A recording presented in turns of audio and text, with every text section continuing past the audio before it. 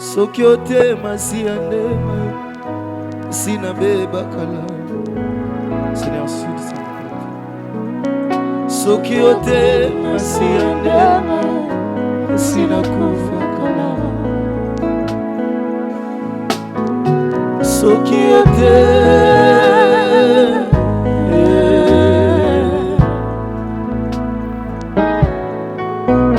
achanga na liste ya liwa balengelanga mpona kufa basimboli ya nzambe eleki makasi mpenza.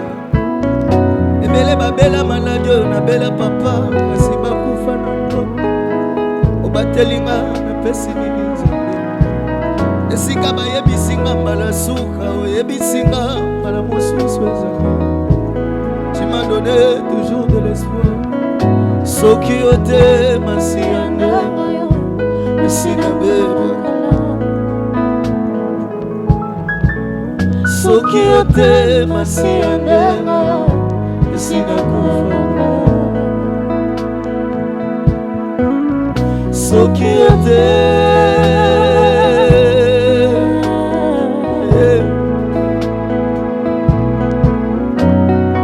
nyonso yanga ekosajula konzi oya nzimaliwapo moyo etime de louange. Je sais pourquoi je l'adore po bilembo ya motema aefasaka te po bilembo ya motema aefasaka te. Yesu bilembo ya motema aefasaka te. Yesu bilembo ya motema aefasaka te. Wete bilembo ya motema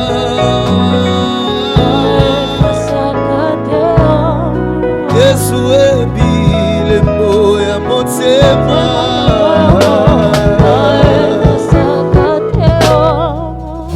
soki ote lelelelele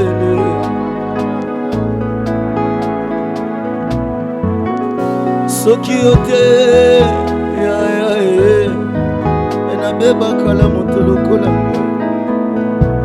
moto azanga baboti nde yo sokola moto akufela baboti nde yo salelakanga bolamu Yesu bokolakanga na fe généraux ya lola soki ote nani akoki osala ngo bokolaka ngai na fe généraux ya lola soki ote nani akoki osala ngo ozwanga charge koleka ya develoteri soki ote mwana nzambe soki ote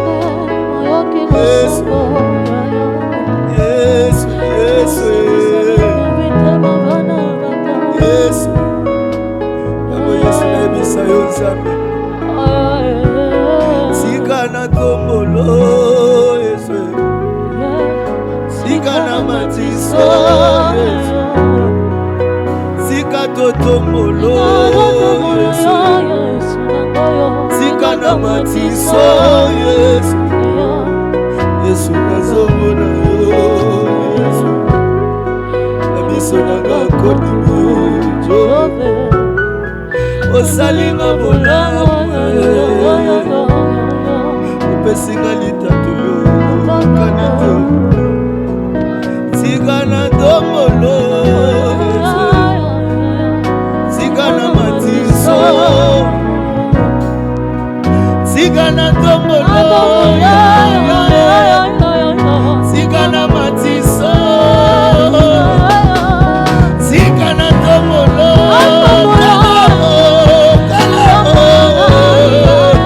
tika na ndombolo Yesu tika na yembo tika na yemelo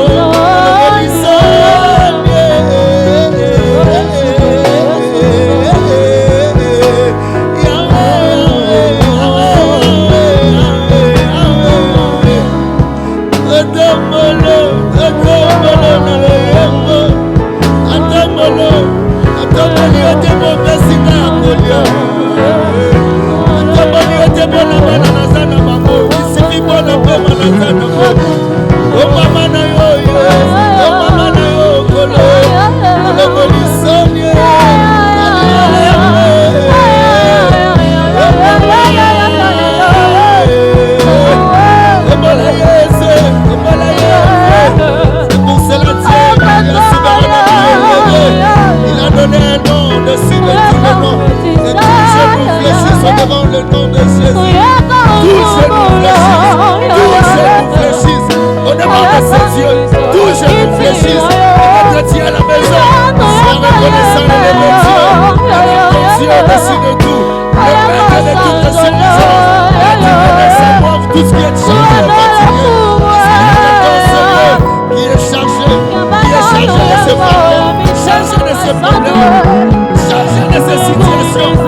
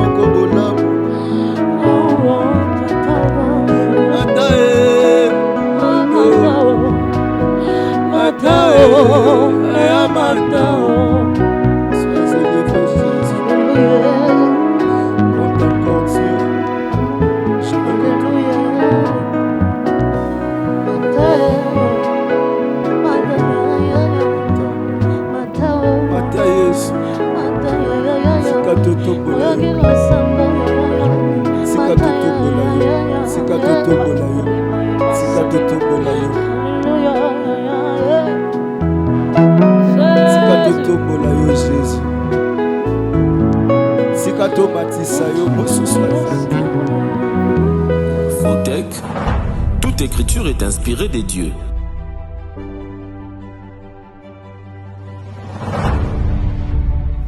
Seigneur, merci pour ces temps que tu nous accordes. Nous te prions de nous parler et de nous instruire. Dans le nom de Jésus, nous avons ainsi prié, nous disons Amen. Shalom, bien-aimés dans les Seigneurs, que Dieu vous bénisse. Nous sommes très contents de nous retrouver au devant de vous ce soir dans le cadre de notre culte en ligne. Comme vous savez, nous en avons l'habitude de partager avec vous. Sans plus tarder, le thème que nous allons développer aujourd'hui, nous l'avons intitulé « L'avorton ». L'avorton, nous allons lire 2 textes bibliques. Nous sommes dans Ecclésiaste chapitre 6, nous lisons le verset 3 et nous allons également lire 1 Corinthiens chapitre 15, le verset 8. Ecclésiaste chapitre 6, le verset 3, la Bible dit « Quand un homme aurait 100 fils, vivrait un grand nombre d'années, et que les jours de ses années se multiplieraient, si son âme ne s'est point rassasiée des bonheurs, et si de plus il n'a point de sépulture, j'ai dit qu'un avorton est plus heureux que lui. » Lisons 1 Corinthiens chapitre 15, le verset 8. C'est l'apôtre Paul qui parle, il dit ceci. « Après eux tous, il m'est aussi apparu à moi comme à l'avorton. » Parole du Seigneur. Bien-aimés, nous allons partager autour de ces thèmes l'avorton. Les dictionnaires français définissent l'avorton comme étant un foetus né prématurément, c'est-à-dire un enfant qui naît avant les termes. Certains d'ailleurs l'appellent un être chétif, c'est-à-dire quelqu'un qui n'est pas né selon les conditions requises. Voilà. C'est ça, au fait, ce que nous pouvons retenir de l'avorton. Si nous recourons dans la Bible fait mention du terme avorton 4 fois. Une fois dans les livres de Job, une fois dans les livres des psaumes, une fois dans Ecclésiaste où nous venons de lire et une toute dernière fois dans 1 Corinthiens chapitre 15 où nous venons également de lire. Nous avons choisi 2 textes, celui d'Ecclésiaste et celui d'un Corinthien, pour parler des 2 dimensions de l'avorton qui nous seraient très bénéfiques étant enfants de Dieu. La première dimension de l'avorton, nous l'avons retrouvée dans Ecclésiaste chapitre 6 au verset 3.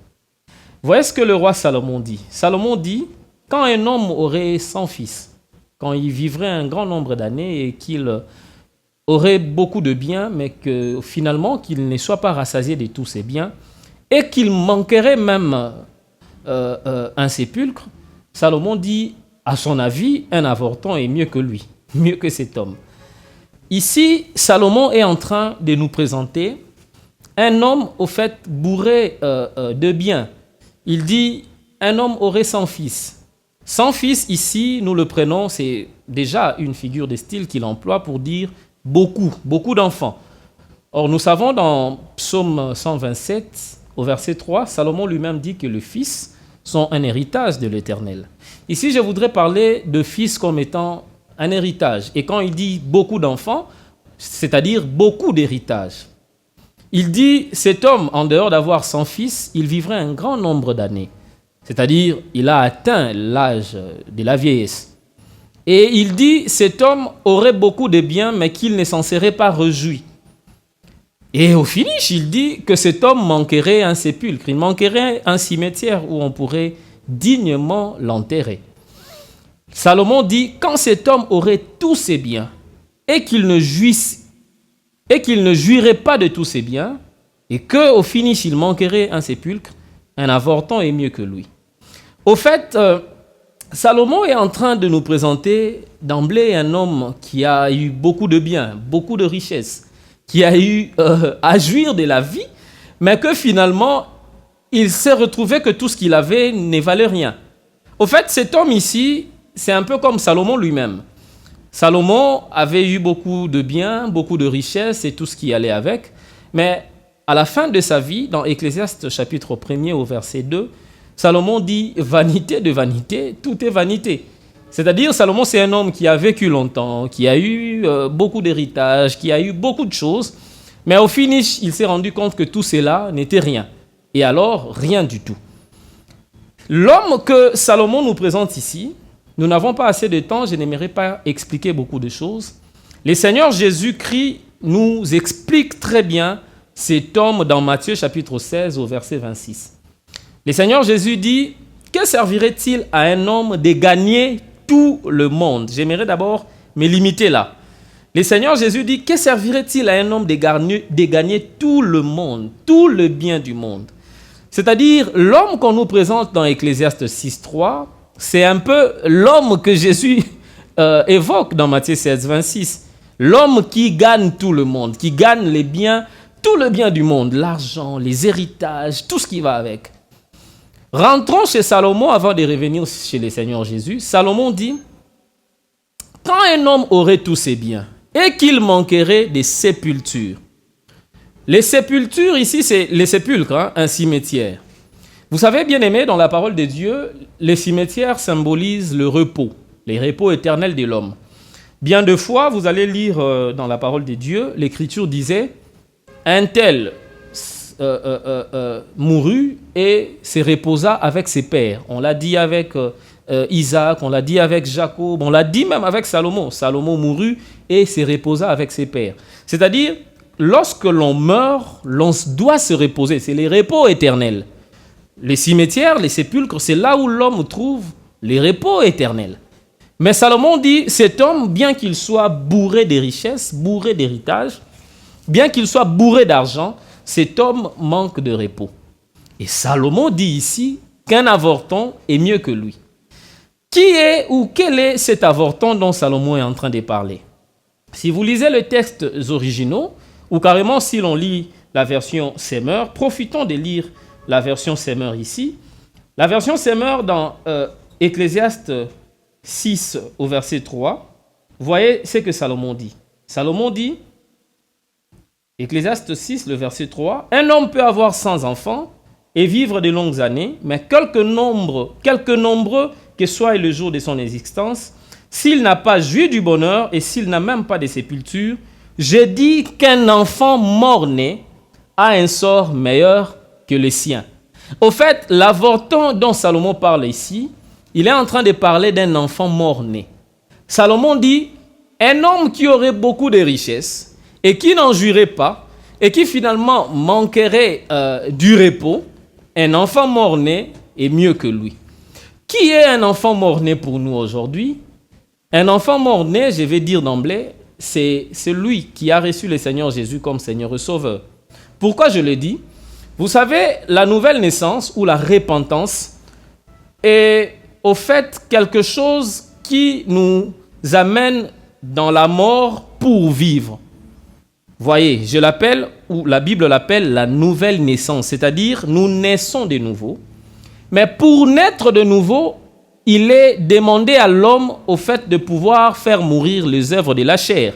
C'est-à-dire, la nouvelle naissance nous fait devenir des morts-nés. Nous mourons quant à la chair et nous vivons quant à l'esprit. L'apôtre Paul l'a dit dans Romains chapitre 8 au verset 13. Il a dit, lisons-les, Romains chapitre 8, le verset 13. Romains chapitre 8, le verset 13. L'apôtre Paul dit, « Si vous vivez selon la chair, vous mourrez. Mais si par l'esprit, vous faites mourir les actions du corps, vous vivrez. » C'est-à-dire, l'apôtre Paul est ici en train de nous faire voir une mort qui procure la vie. C'est au fait un mort-né. Si je me permettrais de le dire dans ma dialecte, dans ma langue, en lingala, c'est-à-dire un mort-né à la mutu, abotama yarokufa. Abotama yarokufa. C'est ça la nouvelle naissance. Nous sommes nés tout en étant morts, nés de nouveau, mais morts quant au désir de la chair.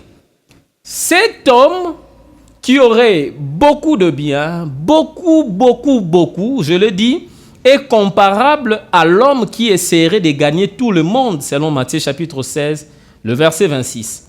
Or, dans Matthieu 16, 26, Jésus a dit, « Que servirait-il à un homme de gagner tout le monde s'il perdait son âme ?»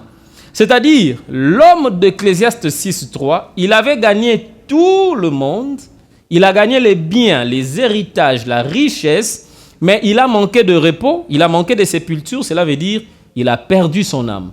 Et Salomon dit, à son avis, un avorton vaut mieux que cet homme. C'est-à-dire, un mort-né vaut mieux que cet homme. D'emblée ici, ce que nous pouvons retenir en termes d'enseignement, c'est que lorsque nous naissons de nouveau, lorsque nous croyons au Seigneur Jésus-Christ véritablement comme notre Seigneur et Sauveur, nous devenons des morts-nés et donc nous valons mieux que celui qui gagne tout le monde et qui perd son âme. Bien-aimés dans les Seigneurs, Salomon qui nous parle ici était un homme qui avait beaucoup de biens dans sa vie. Il en avait beaucoup. Mais quand, au fait, il arrive déjà à dire « vanité des vanités, tout est vanité », c'est-à-dire Salomon a su comprendre que les richesses de ce monde ne profitent en rien. Je dirais en rien du tout. Et comme le Seigneur Jésus l'a dit, que servirait-il à un homme de gagner tout le monde, d'avoir des richesses, d'avoir tout ce qui va avec et de perdre son âme? Ça ne servirait à rien du tout. Par cette première pensée, nous pouvons justement comprendre que la pensée que Dieu veut nous transmettre ici, c'est que nous devons chercher à naître de nouveau, plutôt que de chercher de gagner tout le bien de ce monde.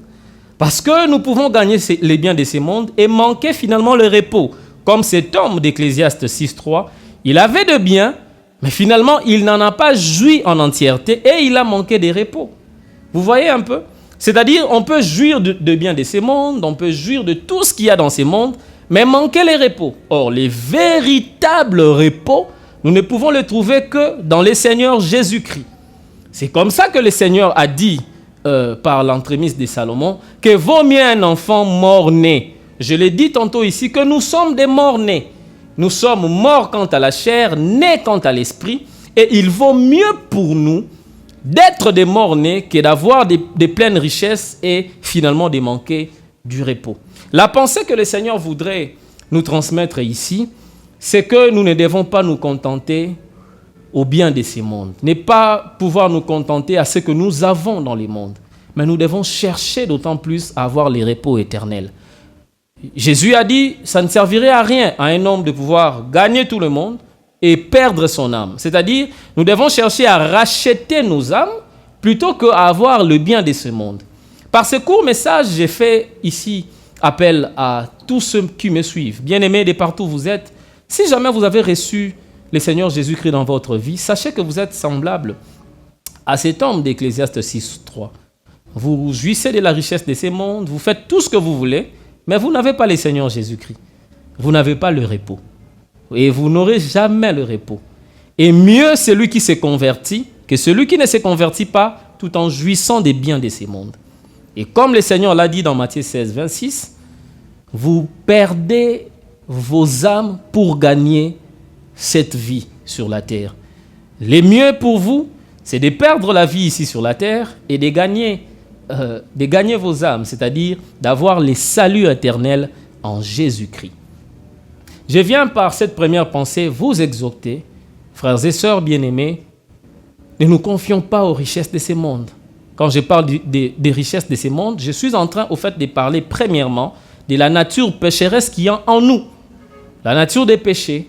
Tant que nous ne recevons pas le Seigneur Jésus-Christ comme notre Seigneur et Sauveur, nous gardons cette nature pécheresse, ça ne nous servirait à rien de gagner tout le bien de ce monde et de perdre nos âmes. Croyons au Seigneur Jésus. Je vous en supplie, bien-aimés, cherche à naître de nouveau. La nouvelle naissance est un phénomène très mystérieux qui te fera passer de la mort à la vie. Et donc, tu gagneras la vie éternelle. C'est-à-dire, l'homme qui gagne tout le monde, il perd son âme. Et dans Ecclésiaste 6.3, la version Semeur dit ceci. Semeur dit, un avorton a un sort plus meilleur que l'homme qui a gagné tout le monde. Quel est au fait ce sort dont Semeur est en train de parler? Les sorts dont Semeur est en train de parler, c'est deux choses, la vie éternelle et l'enfer. C'est-à-dire, un mort-né, quant à notre enseignement, notre prédication, nous avons dit, un mort-né, c'est celui qui a reçu le Seigneur Jésus. Il est mort quant à la chair, né quant à l'esprit. Il a un sort meilleur parce que lui, il a la vie éternelle. Et l'homme qui a gagné tout le monde et a perdu son âme a un sort pire puisque lui n'a pas la vie éternelle. Son sort, c'est la mort éternelle, les feux éternels. C'est l'enfer. Je vous exhorte donc, frères bien-aimés, pensez à votre éternité.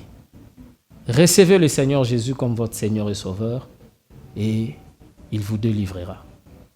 La deuxième pensée de l'avorton ou la deuxième dimension, nous l'avons eue dans 1 Corinthiens chapitre 15 au verset 8.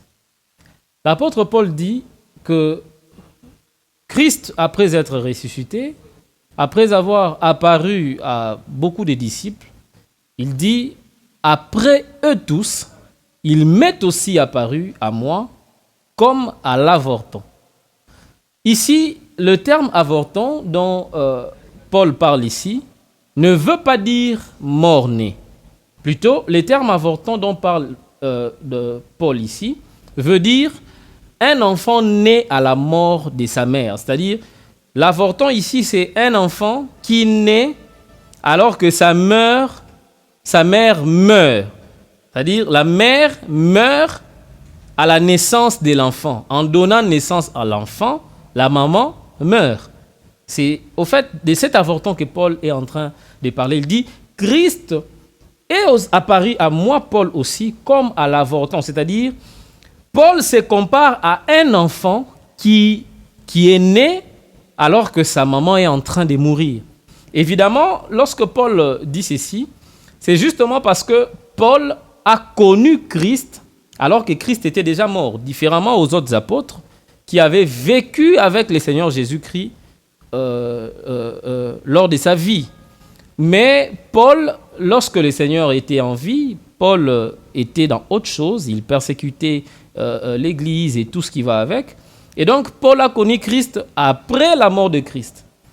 C'est comme ça que Paul s'identifie à un avorton, c'est-à-dire il est né alors que sa maman était morte, mourante.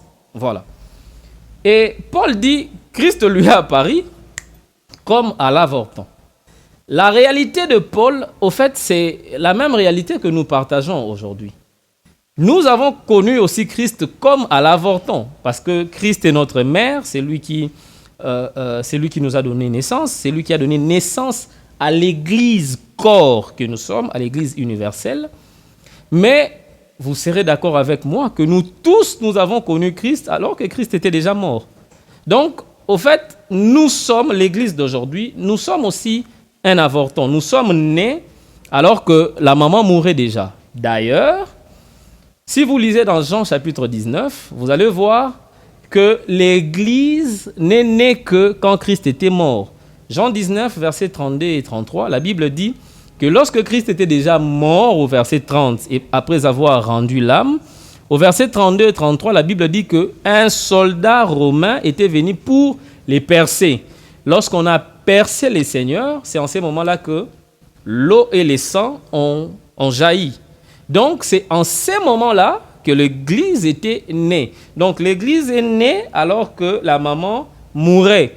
Si nous retournons en médecine, je dirais, l'Église est née par césarienne. Nous sommes nés alors que la maman était morte, mais pour sauver l'enfant, on devait opérer la maman qui est Christ pour sortir l'enfant. Voilà, nous sommes des enfants qui sont nés alors que la maman mourait déjà. Et donc, cette réalité dont Paul parle ici, je trouve dans l'Écriture une personne qui peut mieux nous l'expliquer. Et cette personne, c'est Benjamin. Dans Genèse chapitre 35, au verset 16 à 19, vous allez voir, Benjamin est né alors que sa maman était mourante, sa maman Rachel. Lorsque Benjamin naquit, Rachel mourait. Et donc, s'il faut le dire, Benjamin n'a pas connu sa maman parce que sa maman est morte le même jour où lui fut né. Alors, puisque l'Église d'aujourd'hui, nous sommes un avorton, c'est-à-dire un enfant né alors que la maman était mourante, la maman mourait, et que cette réalité, c'est Benjamin qui l'aurait vraiment vécu, moi je pense que la meilleure des personnes qui pourraient nous expliquer cette situation, c'est Benjamin. Faisons un peu recours à Benjamin. Je pose à Benjamin une seule question. Benjamin, tu as vécu alors que ta maman était morte le jour de ta naissance. Dis-nous, tu es un avorton. Comment as-tu grandi? La réponse de Benjamin serait une seule. Benjamin nous dira, j'ai grandi sans maman, mais j'ai grandi avec l'éducation de mes grands frères. Vous savez, ici, Benjamin n'avait qu'un seul grand frère avec sa maman, c'était Joseph, mais il avait 10 autres grands frères et une grande sœur, si je peux le dire comme ça, Dina. Benjamin nous dira, j'ai grandi avec l'éducation de ma maman, l'éducation de mes grands frères qui ont vécu avec maman. Voilà. Nous également, nous avons une maman qui était morte, c'est le Seigneur Jésus-Christ, morts, mais il avait nos grands frères qui vivaient avec lui, hein, c'était les apôtres. Les apôtres sont donc nos grands frères qui ont vécu physiquement avec les seigneurs, avec notre maman.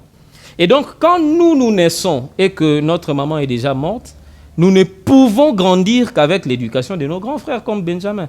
Benjamin a grandi avec l'éducation de ses grands frères. Et nous, nos grands frères sont les apôtres.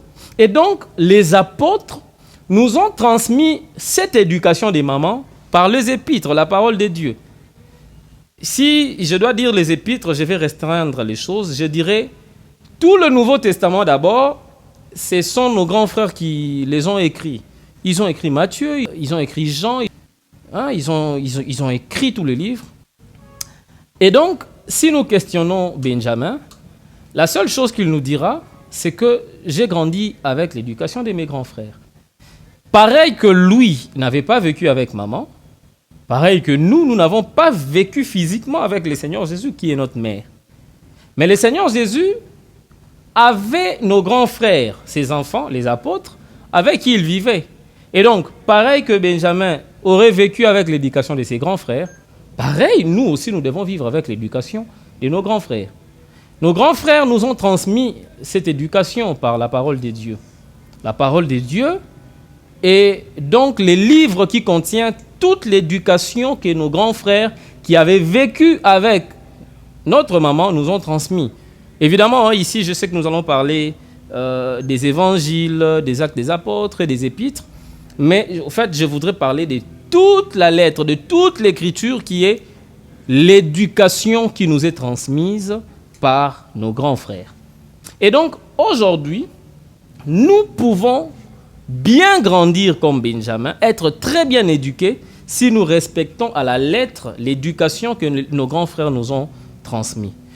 Voyons le cas de Paul, lui-même qui parle de l'avorton. Paul est, s'il faut que je le dise comme ça, il est un peu la tête de nous tous avortons qui sommes l'église de ces temps. Parce que Paul, c'est lui qui a débuté avec cette histoire de ne pas vivre avec le Seigneur Jésus-Christ et de croire au Seigneur Jésus-Christ après qu'il soit mort. Comment est-ce que Paul a vécu? Paul, qui est le prémisse des avortons que nous sommes, dans Galates chapitre 2, Paul dit ceci. Il dit, après avoir prêché l'évangile, après 14 ans, il dit, je m'étais rendu à Jérusalem pour, au fait, exposer aux apôtres qui avaient vécu physiquement avec le Seigneur Jésus, pour les exposer l'évangile que j'ai prêché, afin que je n'ai pas couru en vain. C'est-à-dire, Paul voulait venir certifier ou voulait venir faire la conformité de ce qu'il disait ou de ce qu'il faisait par rapport à ce que font ou à ce que faisait le grand frère, les apôtres qui avaient physiquement vécu avec la maman, avec le Seigneur Jésus. Et donc, Paul nous sert d'exemple ici. Vous voyez? Il est les prémices des avortons, comme je venais de le dire, mais 14 ans après, il a voulu rentrer à Jérusalem, où étaient les apôtres, les grands frères, pour aller vérifier si ce qu'il faisait et ce qu'il prêchait était conforme à ce qu'eux faisaient et à ce qu'eux prêchaient aussi. Cette histoire, au fait, ça nous enseigne. S'il est vrai que nous sommes des avortons et que notre mère, le Seigneur Jésus-Christ, nous a laissé des grands frères et que ces grands frères nous ont transmis l'éducation, nous devons par ailleurs, à tout moment de notre vie, faire la conformité entre notre vie et l'éducation de nos grands frères. En voyant la vie de l'apôtre Paul, il dit qu'après 14 ans, il retourna à Jérusalem pour faire la vérification, la certification de ce que lui prêchait, si cela était pareil à ce que les apôtres prêchaient, à ce qu'ils faisaient. Ceci nous enseigne que nous également, dans nos vies, à chaque fois que nous marchons, nous devons toujours retourner auprès de nos grands frères pour leur demander si réellement nous vivons quant à l'éducation qu'ils avaient reçue des mamans. Et la seule manière pour nous de retourner vers nos grands frères, c'est de pouvoir vérifier la doctrine des apôtres et de voir ce que nous faisons, si réellement cela est en conformité avec la parole de Dieu. Bien de fois, nous pensons que nous vivons selon l'éducation de nos grands frères, l'éducation qu'ils ont reçue de notre mère, le Seigneur Jésus. Mais parfois, ce n'est pas le cas. Des fois, nos vies n'honorent pas la parole de Dieu. Nous sommes enfants de Dieu, chrétiens, serviteurs, servantes de Dieu. Mais il y a bien de fois où nous vivons hors la volonté de Dieu, hors la doctrine de Jésus-Christ. Ceci nous enseigne que nous devons toujours et alors toujours chercher à vérifier nos vies, à faire la conformité entre nos vies et la parole de Dieu. Nos vies, au fait, doivent être conformes, ressemblantes. Vous voyez? C'est-à-dire, si on voyait la parole de Dieu, on lisait la doctrine des apôtres et qu'on essayait de voir notre vie, il doit y avoir conformité, ressemblance totale. Tant que nos vies ne sont pas conformes à la parole de Dieu, on ne peut pas dire que nous sommes en train de grandir selon l'éducation de notre mère. On ne peut pas dire. Et on ne peut pas le dire. L'apôtre Paul, lui qui est les prémices des avortons, 14 ans après avoir prêché et prêché, est rentré auprès des grands frères, les apôtres qui avaient vécu physiquement avec le Seigneur Jésus, dans le langage de notre prédication, notre mère, il est allé faire la conformité.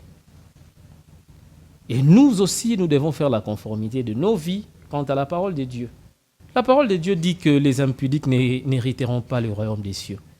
Comment prétendre qu'un enfant de Dieu, qui est un avorton, vit dans l'impudicité et prétend hériter le royaume de Dieu? C'est pourtant impossible. C'est pourtant quelque chose qui ne peut pas se faire. La parole de Dieu dit que les idolâtres n'hériteront pas le royaume de Dieu. Comment prétendre qu'un enfant de Dieu, avortant de son état, qui doit en fait vivre selon l'éducation de ses grands frères. Mais les grands frères ont dit que les idolâtres n'hériteront pas. Mais vous voyez, vous verrez un enfant de Dieu qui vit dans l'idolâtrie. Un enfant de Dieu qui adore les choses de ce monde. Un enfant de Dieu qui, parfois, face à un moindre problème, court derrière les fétichards pour avoir la solution. Ça, ce n'est pas ça l'éducation que nous avons reçue. L'éducation que nous avons reçue voudrait à ce que nous ne puissions adorer que le Seigneur seul, que nous ne puissions pas être idolâtres. La parole de Dieu dit que les ivrognes n'hériteront point le royaume des cieux. Je vois mal et je trouve mal un enfant de Dieu qui s'adonne au vin, qui s'adonne à l'alcool. Tu n'hériteras pas le royaume des dieux. D'ailleurs, cela n'est pas conforme à notre éducation. Donc, par rapport à notre pensée d'aujourd'hui, ce que nous devons retenir de l'avorton, c'est deux choses. La première des choses, c'est que dans Ecclésiaste 6.3, on nous présente l'avorton, on nous le présente comme étant un enfant mort-né. Salomon dit, un homme qui aurait vécu beaucoup d'années avec des grandes richesses et tout ce qui va avec, mais s'il n'a point joui de toutes ces richesses et s'il manque de sépulture, un avorton, un enfant mort-né vaut mieux que lui. Ça veut dire, je l'ai expliqué en Matthieu 16, 26, où le Seigneur Jésus dit « Que servirait-il à un homme de gagner tout le monde s'il perdait son âme ?»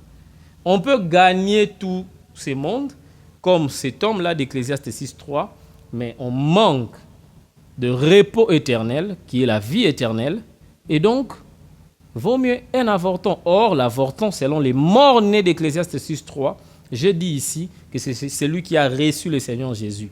Il est mort quant au désir de la chair, mais il naît quant à l'esprit. Donc c'est un mort-né. Et puisque nous sommes des morts-nés, nous valons mieux que ceux-là qui n'ont pas reçu le Seigneur Jésus. Et c'est par là que je nous ai demandé de donner nos vies à Jésus. Tous ceux-là qui sont en train de me suivre, vous qui n'avez pas donné votre vie à Jésus, donnez vos vies à Jésus. Et la deuxième dimension, nous avons dit, comme Paul l'a dit, que Christ lui est apparu comme à l'avorton. L'avorton dont parle Paul ici, c'est un enfant qui naît à la mort de sa mère. Paul s'est comparé à l'avorton parce que lui, il était né de nouveau, alors que Christ était déjà mort. Et je dis que ce cas est pareil à nous. Nous sommes nés de nouveau, alors que notre mère était déjà morte sur la croix. Christ était déjà mort. Et donc, la personne qui maîtrise le mieux cette situation, c'est Benjamin. Et puisque c'est Benjamin, si nous questionnons Benjamin, Benjamin nous dira que quand on vit sans maman, on grandit avec l'éducation de nos grands frères. J'ai dit ici que nos grands frères, ce sont les apôtres. Ils nous ont légué cette éducation par les épîtres, la parole de Dieu, tout ce qui va avec. Et donc, la parole de Dieu dans sa totalité, dans son intégralité, c'est l'éducation qui nous a été transmise, nous qui vivons sans maman. Christ, notre mère, est là au ciel. Nous devons nous conformer à la parole de Dieu. Vérifie, bien-aimé. Comme Paul le faisait après 14 ans, il a voulu aller vérifier si sa parole, sa prédication était conforme aux normes de ses grands frères, les apôtres qui avaient physiquement vécu avec le Seigneur. Nous aussi, nous devons toujours vérifier nos vies si elles sont conformes à la parole de Dieu. Et cela nous sera d'une très grande importance. J'aimerais que nous puissions prier ici, mais j'aimerais que cette prière soit séparée à deux. D'un côté, j'aimerais qu'il y ait des gens qui vont prier pour dire au Seigneur, je t'ouvre mon cœur, je te reçois comme mon Seigneur et mon Sauveur, afin que je passe à ne plus perdre mon âme, mais que je passe à perdre ce monde pour gagner mon âme. Et de l'autre côté, j'aimerais qu'il y ait des gens qui vont prier pour dire à Dieu, Seigneur, aide-moi. Je sais que je suis un avorton, c'est-à-dire un enfant qui est né alors que sa maman était déjà morte. Aide-moi à pouvoir grandir selon l'éducation de mes grands frères, les apôtres, selon la parole de Dieu, selon la doctrine, la saine doctrine des apôtres. J'aimerais que nous puissions prier de cette manière et que le Seigneur nous fasse grâce. Je vais réinviter sur cette scène nos bien-aimés chantres. Nous allons prier ensemble avec eux afin que le Seigneur nous fasse grâce. Prions dans le nom de Jésus. Fautec, toute écriture est inspirée des dieux.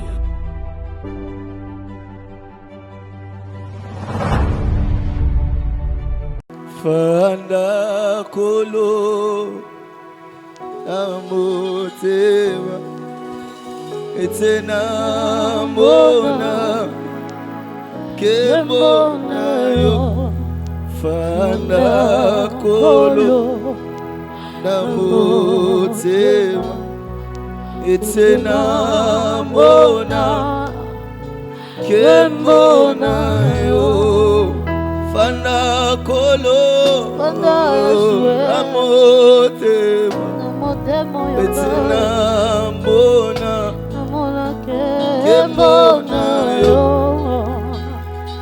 atabapasa ezinginga kolo unzimana ekangwate tango makasi esilinga yesu ololendisa otemananga tango miso nanga ezomona onzimananga etamwate ona ebi olo yokobatela katina yesu nabolingona tambola kananga olo yesu omimonisa amoluna yo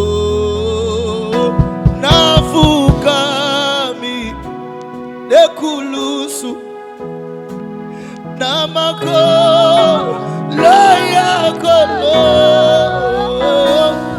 enena ainazimi ozala uekuli nafukami ekulusu yesu namako loya kolo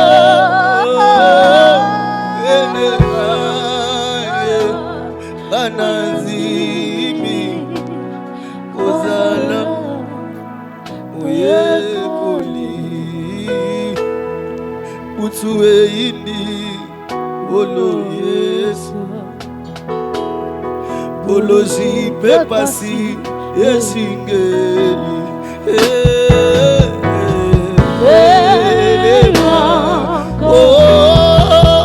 Zinga ngai kolo, wanga ngai Yesu. okufela kinga na makila na yo etolanga Yesu Singanga kolo Singanga ikolo Obama Yesu Nakoluna yo Yesu okufela na makila na yo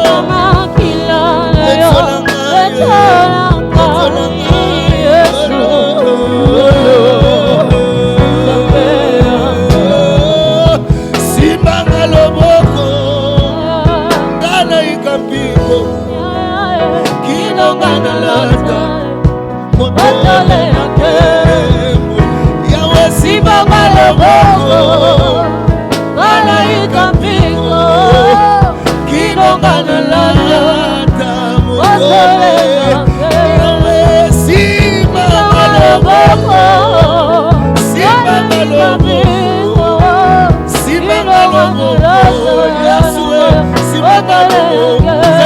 Ni mansubeza wala mangajana kwa kosa okile yabike na sala kwa mwana soko sigi ngaba sigi ngaba